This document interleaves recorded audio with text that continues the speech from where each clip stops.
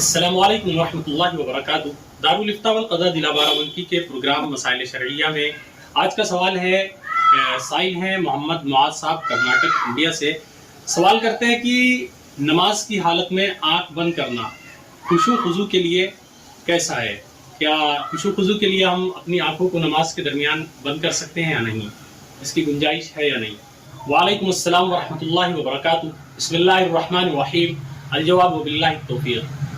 دیکھیں، نماز کے اندر آنکھوں کو عام حالات میں بند کرنا فقہا نے اس کو مکروہ تنزیہی یعنی خلاف ادب قرار دیا ہے۔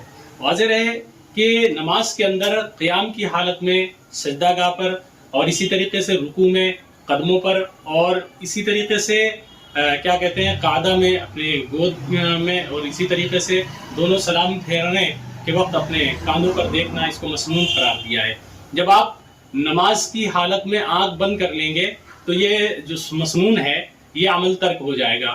اس کی وجہ سے خلاف ادب قرار دیا ہے، اس لیے عام حالات میں سنت یہ ہے کہ اپنی آنکھوں کو کھلا رکھیں تاکہ یہ جو ہے سنت ترک نہ ہو۔